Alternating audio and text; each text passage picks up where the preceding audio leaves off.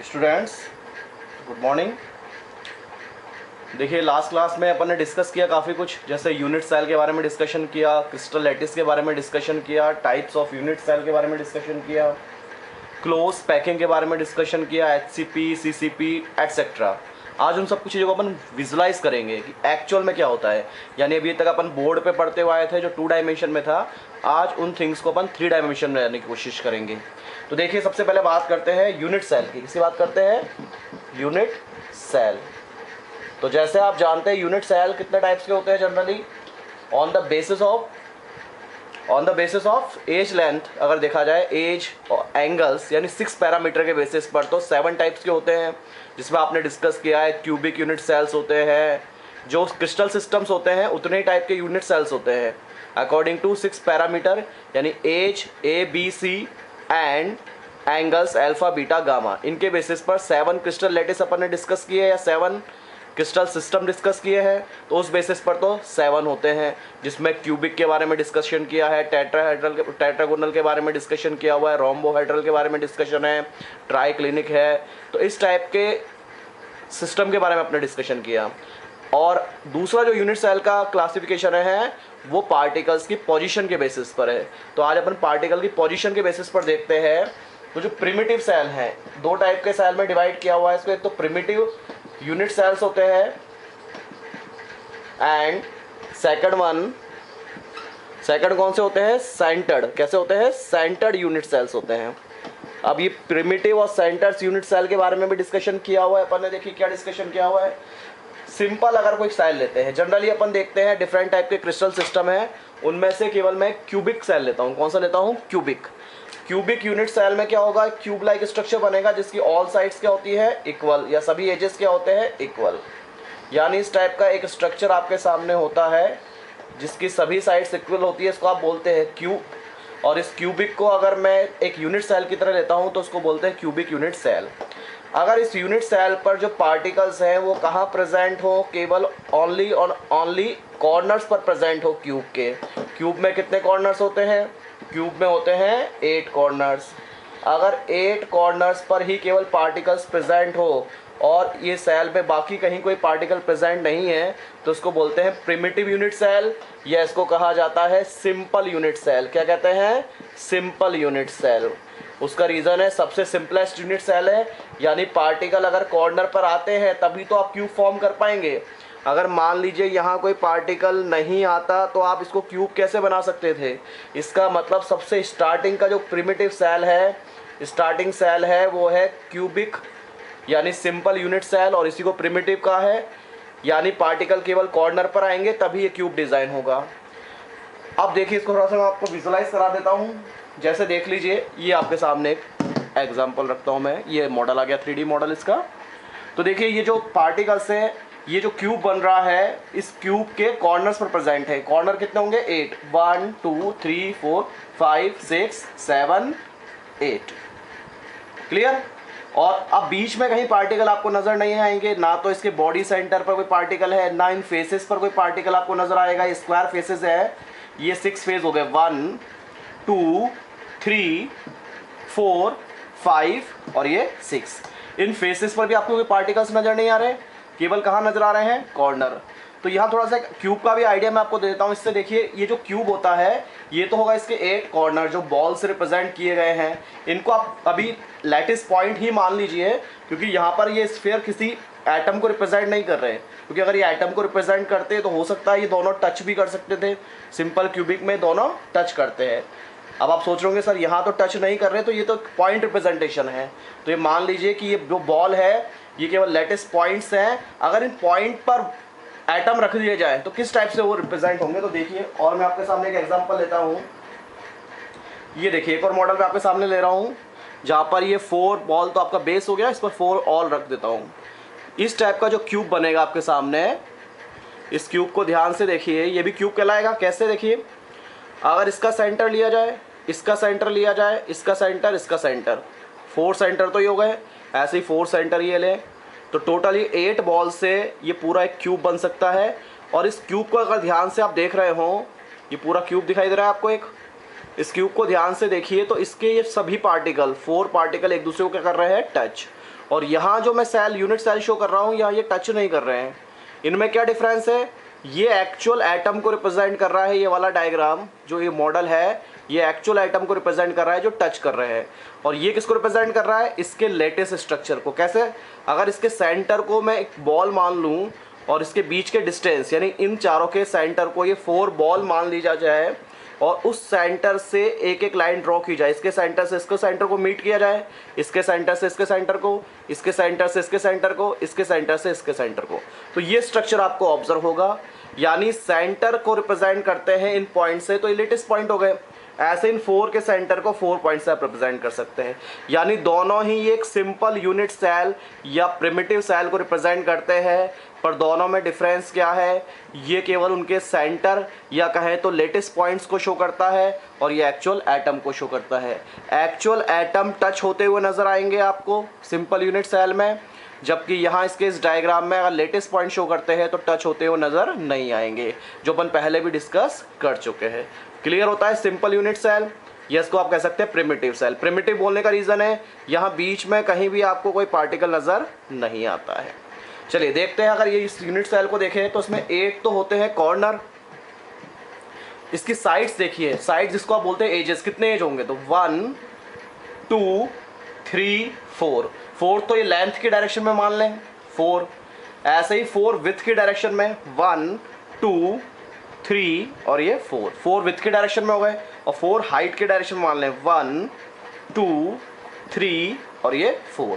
तो टोटल कितने हो गए, 4 + 4 + 4, यानी 4 लेंथ 4 विड्थ और 4 हाइट। तो टोटल कितनी एजेस होती हैं, 12। तो इसमें 12 एजेस हो गई, 8 कॉर्नर हो गए।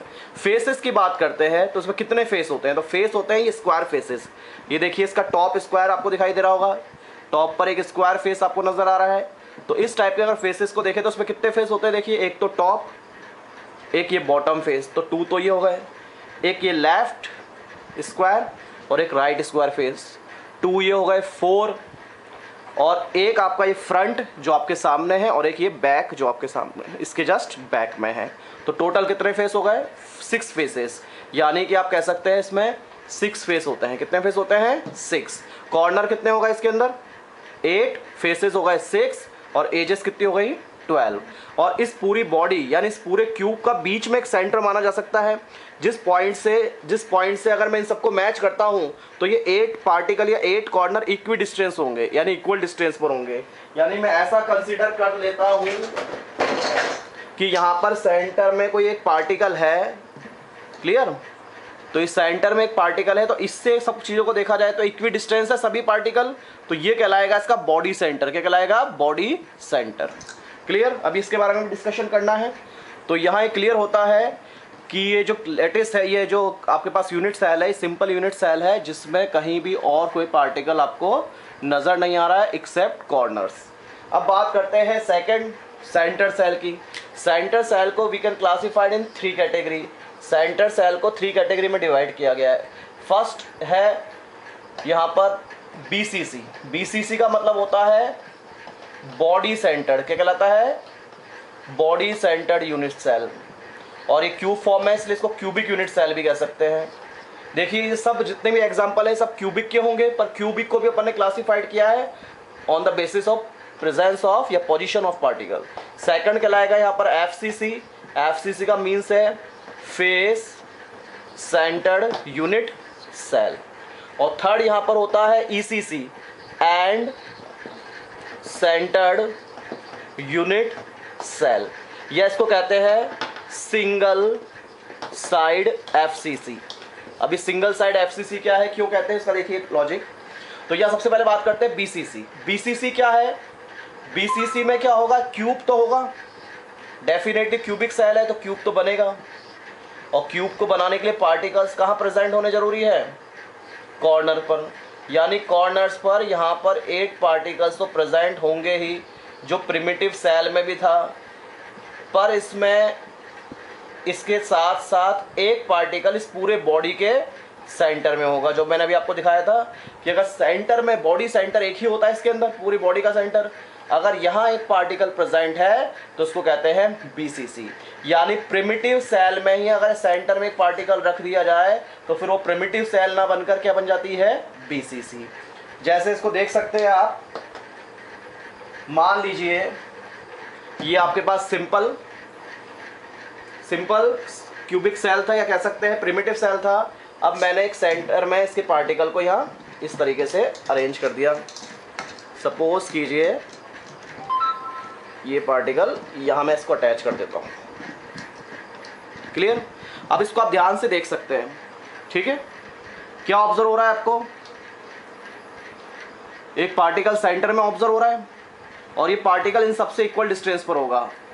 1 2 3 4 5 6 7 8। इस टाइप के स्ट्रक्चर को कहा गया है बीसीसी। क्या कहा गया है? BCC, body centred cubic. क्योंकि 8 पार्टिकल कॉर्नर पर है और एक कहाँ प्रेजेंट है? सेंटर पर। तो ये बात हुई बीसीसी की। और ये तो केवल इसका लेटेस्ट स्ट्रक्चर है, यानी पॉइंट्स रिप्रेजेंट कर रहे होंगे स्फीयर यानी कि एटम्स के सेंटर्स को। अब ये देखना है कि क्या इसमें भी ये जो एटम्स यहाँ प्रेजेंट होंगे वो एक दूसरे से टच होंगे या नहीं। तो ध्यान दीजिए, मैं इसका एक स्ट्रक्चर आपके सामने रख रहा हूँ। ये रहा, इसका एक मॉडल है, ये बॉल मॉडल। ये बॉल मॉडल एटम्स को रिप्रेजेंट कर रहा है। तो ध्यान से देखिए इस स्ट्रक्चर में, तो आपको सेंटर में एक पार्टिकल नज़र आ रहा है येलो कलर का, और ये उससे टच होते हुए 4 पार्टिकल इधर है और 4 ही इधर है। यानी ये 8 पार्टिकल तो पूरा बना रहे हैं क्यूब, और सेंटर में एक पार्टिकल प्रेजेंट है। क्लियर? यानी ये हो गया बीसीसी स्ट्रक्चर। अब ध्यान दीजिए, ये देखिए इधर की साइड, बीसीसी स्ट्रक्चर में जो ये 4 पार्टिकल्स आपको ऑब्जर्व हो रहे हैं, ये एक दूसरे को टच नहीं कर रहे हैं। इनके बीच में आपको क्या नजर आ रहा है? गैप नजर आ रहा है। 1 2 3 4। पर ये चारों किससे टच कर रहे हैं? सेंटर वाले पार्टिकल से। ऐसे ही आप कोई से भी फेस को ले लीजिए इसके, तो सब में आपको यही ऑब्जर्व होगा कि ये 4 पार्टिकल म्यूचुअली टच नहीं करते हैं, पर ये सभी पार्टिकल किसको टच करते हैं? सेंटर वाले पार्टिकल को। यानी इसमें जो अपन इससे पहले डिस्कस किया प्रिमिटिव सेल, तो प्रिमिटिव सेल में तो 4 के 4 पार्टिकल क्या करते हैं? 8 के 8 पार्टिकल में एक साइड का कोई सा भी फेस ले लीजिए तो सभी पार्टिकल एक दूसरे को टच करते हुए नजर आएंगे। पर अगर आप बीसीसी लेंगे तो बीसीसी में पार्टिकल टच नहीं करेंगे, केवल किसको टच करेंगे? सेंटर वाले पार्टिकल को। क्लियर? तो उसको आप बहुत इजीली डिस्टिंग्विश कर सकते हैं इधर से स्ट्रक्चर देखते हुए। यहाँ पार्टिकल टच हो रहे हैं और यहाँ पार्टिकल टच नहीं हो रहे हैं म्यूचुअली। ये सब काम आएगा आपके जब इसको विजुलाइज कर लेंगे, तो बेनिफिट मिलेगा आपको। जब आप इसके डेरिवेशंस कुछ करेंगे तो आपको एक आइडिया मिलेगा कि बीसीसी में पार्टिकल टच नहीं करते। तो फिर अगर देखा जाए तो बीसीसी में पार्टिकल कैसे टच करते हैं, तो ध्यान दीजिए। अगर मैं इसको इस तरीके से देखता हूँ तो ये देखिए, यहाँ एक पार्टिकल है, ये फर्स्ट, फिर ये येलो, और फिर ये नीचे लास्ट इधर की साइड एक पार्टिकल है पिंक। तो ये अगर लिया जाए इस पॉइंट से इस पॉइंट को मीट किया जाए तो ये कहलाती है बॉडी डायगोनल। क्या कहलाती है? Body diagonal. इसको बहुत ईजिली अपन यहाँ भी देख सकते हैं। ये देखिए, अगर ये स्ट्रक्चर है और ये इस तरीके से है तो ये कहला रही है बॉडी डायगोनल। यहाँ से लेकर अगर इसको मीट करता हूँ तो ये जो स्ट्रक्चर आपके सामने बन रहा है यहाँ से लेकर यहाँ तक, ये कहलाती है बॉडी डायगोनल। डायगोनल आप सब जानते हैं क्या होता है। डायगोनल एक क्या होती है?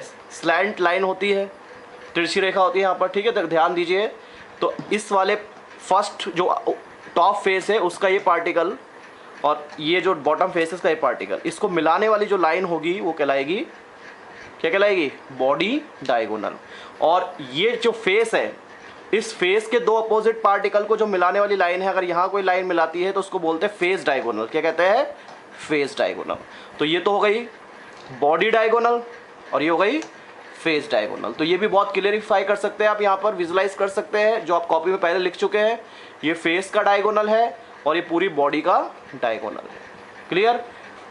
तो और इसका फॉर्मूला भी आपने डिस्कस किया हुआ है। जो फेस डायगोनल होती है, क्या होती है? फेस डायगोनल होती है वो एज का √2 मल्टीपल होती है, यानी √2a।